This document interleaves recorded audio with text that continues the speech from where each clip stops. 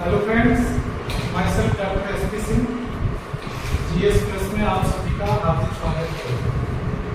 और आज मैं आपके बीच इसलिए उपस्थित हो रहा हूँ कि ये आपको बता सकूँ कि जीएस प्लस के इस प्लेटफॉर्म पे हम लोगों के सपने क्या हैं और उन्हें पूरा करने के लिए हम लोग ठोस योजनाओं पर काम कर रहे हैं। मिस्टर आलोक पांडे के नेतृत्व में आपको एक पूरा प्रोग्राम मिलेगा जो सिविल सर्विसेज से लेकर के ऑल कॉम्पिटिटिव एग्जाम्स के लिए आपको तैयारी में मदद करेंगे। इसीलिए कहते हैं कि अगर किसी को देखना है मेरी बात और ऊंचा कर दो आसमान को। चुनौतियां हमेशा उसी को आजमाती हैं जिसके अंदर कोई क्षमता होती है। सबके सामने एक ही प्रकार की परिस्थिति होती है, कोई उससे उबर जाता है और कोई उससे चॉइस आपकी है कि आप पार्टिसिपेट करते हैं समस्या से जूझने के लिए, या समस्याओं को लेकर के नंबर वगैरह होता है, या तो समस्याओं से भागिए या तो समस्याओं को भाग लीजिए और उससे बाहर निकलिए। कहते हैं कि व्यक्ति के समक्ष जो असाधारण चुनौतियाँ होती हैं उन्हीं से निकल करके वो व्यक्ति असाधारण व्यक्ति बनता है। हर व्यक्ति साधारण होता है, इसलिए आइडेंटिटी वर्ड यूज किया। असाधारण वो होता है जो कुछ ऑर्डिनरी में एक्स्ट्रा जोड़ता है, कुछ अलग करता है, ज़्यादा करता है। इसलिए ज़्यादा करने वाले को एक्स्ट्रा ऑर्डिनरी बोला जाता है, इसलिए हिंदी में असाधारण। साधारण तो हर कोई है, आपको कुछ ज़्यादा चाहिए तो कीमत कौन चुकाए? आप भी कुछ चुकाना। इसलिए अगर आपने बड़ा बनने का सपना देखा है तो ये आपकी जिम्मेदारी है कि कुछ चुनौतियों का सामना करिए और उस बाहर निकल करके अपने आप को असाधारण से स्टार्ट करिए। मैं अंग्रेजी की इस कहावत के साथ अपनी बात को स्टार्ट करना चाहता हूँ कि extraordinary people are not the rule same thing. Extraordinary people are they rule same thing. असाधारण लोग वो नहीं होते जो अगर काम को अलग ढंग से करते हैं। असाधारण लोग वो होते हैं जो उसी काम को अलग ढंग से करते हैं। सबके पास वही 24 घंटे हैं, वही रणनीतियाँ हैं, फिर कुछ को सफलता और असफलता हाथ में आती है, क्योंकि उसके जीवन में दो चीज़ों का बड़ा रोल होता है। हमारे शरीर में एक पार्ट होता है जिसे हम माइंड कहते हैं, और साइंस ये नहीं बताता था कि माइंड का निवास स्थान कहाँ है, रहता कहाँ है, जबकि साइंस उसे मानता है। इसलिए माइंड के लिए दो शब्दों का प्रयोग किया जाता है, brain and mind. Brain is the structural part of mind. Brain जो है दिमाग का एक बनावटी स्वरूप है, इसीलिए ब्रेन को बोला जाता है which is the bundle of glial cells and neuron cells. और माइंड का कोई स्ट्रक्चर नहीं होता है, इसका एक स्पिरिचुअल पार्ट होता है, और स्पिरिचुअल पार्ट में ये बोला जाता है mind is a bundle of thoughts.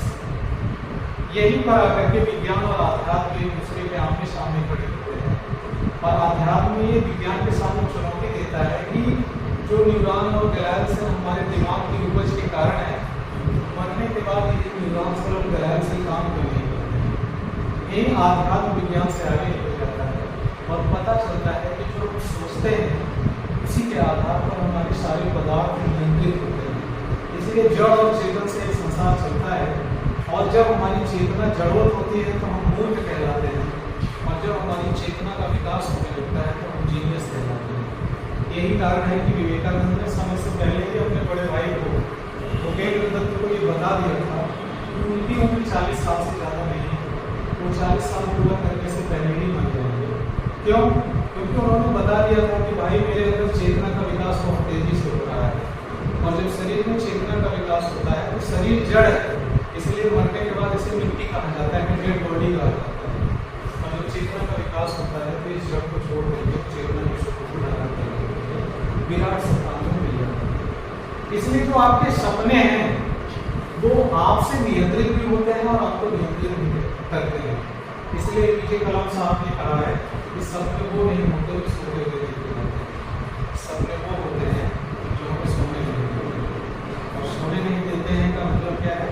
Consciousness की तरफ, जड़ों से चेतना की तरफ, सेंसेस से कॉन्शियसनेस की तरफ जो हमारी यात्रा है, यही हमको एक होमो सेपियंस बनने के लिए मजबूर करती है और अन्य प्राणियों या क्रिएचर से अलग सीखती है। यहाँ मुझे सिर्फ इतना बताना है कि आपके जो कॉम्पिटिटिव एग्जाम्स का सिलेबस है या जो पाठ्यक्रम है,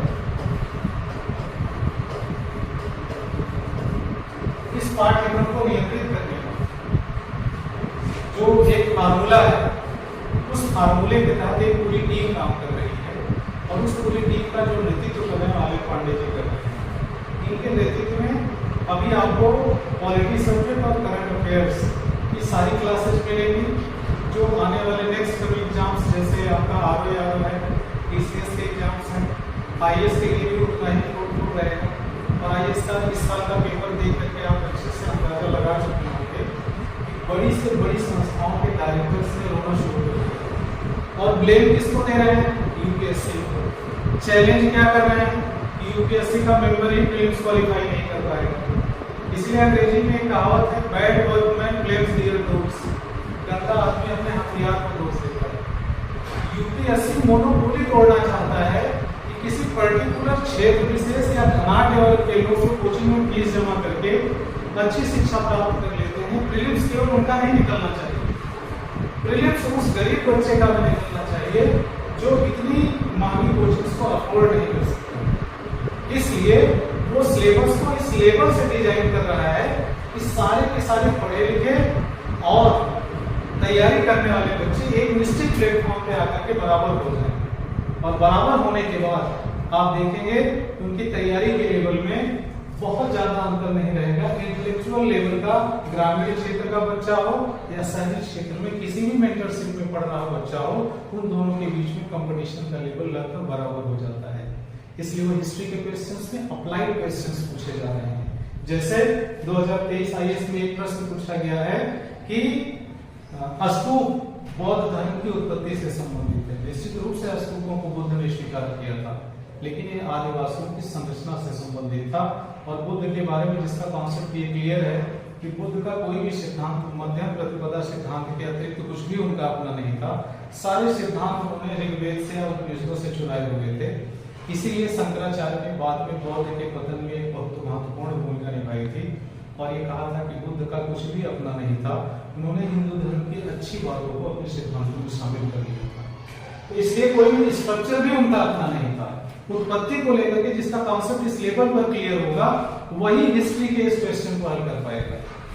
इसलिए अब आपको कॉन्सेप्ट के लेवल पर काम करना होगा और उस कॉन्सेप्ट के लेवल पर काम करने के लिए GS प्लस एक बेहतरीन प्रयास करने जा रहा है कि आपको अप्लाइड लेवल पर लेकर के जाएगा और अप्लाइड लेवल पर ले जाने के पीछे वो आपसे एक ही चीज का काम करेगा। जैसे जो बच्चे सफल हो रहे हैं उनके इंटरव्यू भी आपको दिखाए जाएंगे, उनकी स्ट्रेटजी से भी आपको परिचित कराया जाएगा, उनके पढ़ने के तरीके में अप्लाइड चीजें कैसे जो है शामिल होती हैं, इस पर हमारा जोर होगा। आप पढ़ते हुए सीखें। समझदार व्यक्ति का चयन करना है प्रशासनिक सेवा में, केवल रटने वाले विद्यार्थी का चयन नहीं करना है। इस पूरी प्रक्रिया को समझने के लिए आलोक जी आपका मेंटरशिप गाइड के रूप में चलेंगे।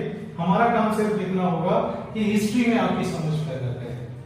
हिस्ट्री में मैं आपकी भूमिका को निर्धारित करूंगा और ये बताऊंगा इतिहास को सिर्फ इसलिए बोला जाता है it is the mother of all subject. Mother of all subject का बेसिक मतलब होता है इकोनॉमिक्स का जन्म 5वीं 6वीं शताब्दी ईसा पूर्व में कैसे हुआ, सिक्के ने कैसे मानव जीवन में परिवर्तन लाया, कैसे मानव के परिवहन ने उसके जीवन में अमूलचूल परिवर्तन लाया।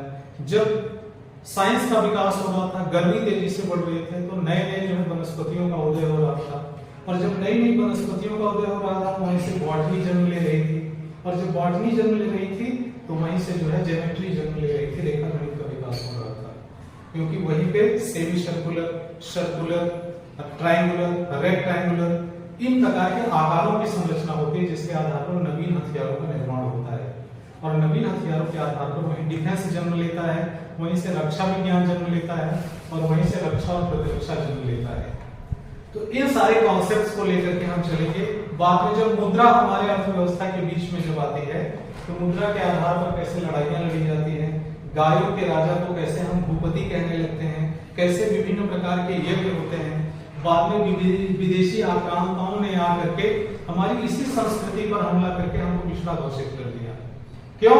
क्योंकि एक औपनिवेशिक कार्यकाल आएगा जिसमें जमीन पर अधिकतम अधिकार करने वाले व्यक्ति को राजा कहा जाएगा और आपको पता ही है कि अलेक्जेंडर एक ऐसा व्यक्ति था जिसे विश्व विजेता भी कहा जाता था।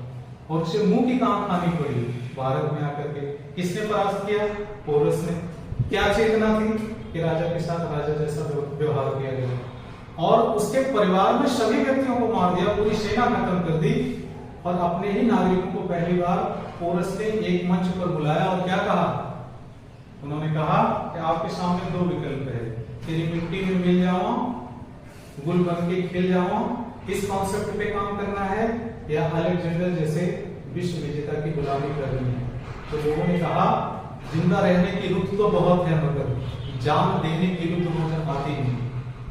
तो जब देश से कुर्बान होने की स्थिति आए तो राष्ट्र के हर नागरिक का रोम रोम अपनी मातृभूमि के लिए हमेशा समर्पित होने के लिए खड़ा रहता है। इसीलिए एक बात कही गई है कि देखो वीर जवानों, तुझ पर ये इल्जाम मारे, माँ ये कहे अपने बेटे से कि वक्त पड़ा तो काम आए। ऐसी परिस्थितियों को और ऐसी सेंस में पढ़ाई को जब हम पिरोते हुए घटनाक्रम के साथ कहानी के माध्यम से आपके सामने प्रस्तुत करेंगे तो आपके विषय की समझ भी विकसित होगी और विषय के साथ आप न्याय भी कर पाएंगे। उस पाठ्यक्रम में इतिहास का पूरा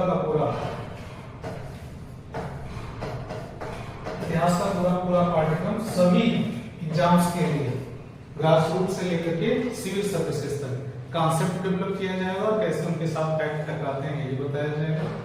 और दूसरा, इस इतिहास की जो व्यवहारिक समझ है, अप्लाइड हिस्ट्री के लिए हमारे जीएस प्लस सिर्फ इसीलिए लगाया गया है कि हम सिर्फ जीएस नहीं पढ़ाएंगे, आपको उसमें अप्लाइड साइंस भी लेकर के जाएंगे। और अप्लाइड साइंस का मतलब है कि जैसे मैंने अभी एलिफेंटा केव की यात्रा की बॉम्बे जाकर के, पहली बार मैंने नासिक की यात्रा की त्रयंबकेश्वर जाकर के, और पहली बार ये पता चला कि थाल घाट बोर घाट पढ़ते हैं, केवल 2 पासेज के बारे में हमको पता होता है, जबकि कसारा घाट है जो 11 किलोमीटर लंबा है, जो नासिक को मुंबई से जोड़ता है, सरपिलाकार घाट है, इसके बारे में किताबें नहीं लिखती है। तो जब हम एक ऐसा ब्लॉक तैयार करेंगे जिसमें पूरा भारत दर्शन होगा, और आपके चयन होने के बाद भी सिविल सेवा में भारत दर्शन कराया जाता है, तो रिक्वायरमेंट क्या है आपके सर्विस की? व्यवहारिक समझ पैदा करना, जिस माँ को हम देखेंगे उसी से प्यार करेंगे। तो भारत एकमात्र ऐसा देश है जिसे हमने माँ का दर्जा दिया है, उसके फिजिकल नेचर से आपका अटैचमेंट कराया जाएगा, कल्चरल नेचर से अटैचमेंट कराया जाएगा। हम उन स्थानों पे जा करके इतिहास आपको समझाने की कोशिश करेंगे। पॉलिटी को एक विषय के रूप में न लेकर के एक कहानी के रूप में आपके सामने प्रस्तुत किया जाएगा कि अगर पॉलिटी नहीं होती तो व्यवस्था कैसे चरमरा जाती, अराजकता कितना नुकसानदेह है देश के लिए। तो उन सिद्धांतों और दृष्टांतों के साथ बातों को समझाया जाएगा। आज मैं रेखाचित्र के माध्यम से इतना ही बता रहा हूँ कि पाठ्यक्रम में इतिहास के 2 पार्ट होंगे, एक तो सैद्धांतिक होंगे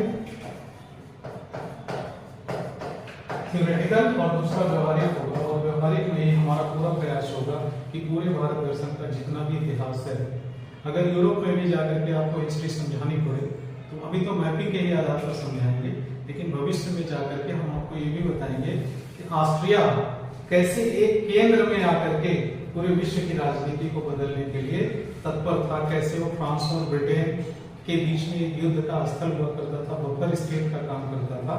ये मैपिंग के थ्रू भी समझाने की कोशिश करेंगे और बताएंगे कि अगर विषय को समझ करके पढ़ा जाए तो कम मेहनत में भी ज्यादा सफलता प्राप्त की जा सकती है।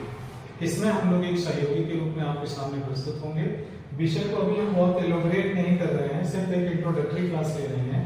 इसमें 2-3 चीजें हैं। एक तो टेस्ट सीरीज आपकी नियमित होगी, जिससे आप विषय का जो पढ़ाया गया है उसमें पिछले प्रीवियस ईयर्स के क्वेश्चंस को कैसे डील किया जाता है ये होगा।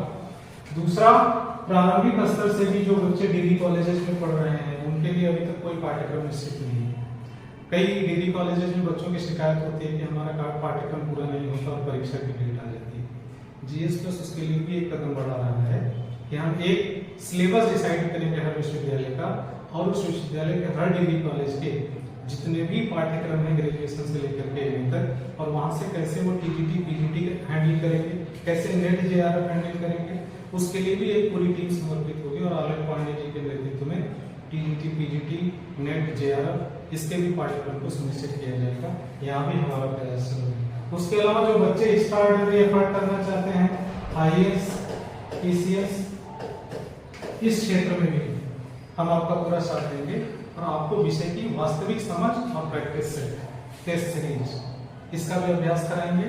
और इसके अलावा एसएससी लेवल पर, मैथमेटिक्स के लेवल पर, रीजनिंग के लेवल पर जो छोटी परीक्षाएं हैं, जैसे हमको पॉलिटी का सबसे कठिन प्रश्न ये लगा, पुलिस सेवा में पूछा गया था, पुलिस की परीक्षा में पूछा गया था कि भारतीय संविधान में कितने शब्द हैं।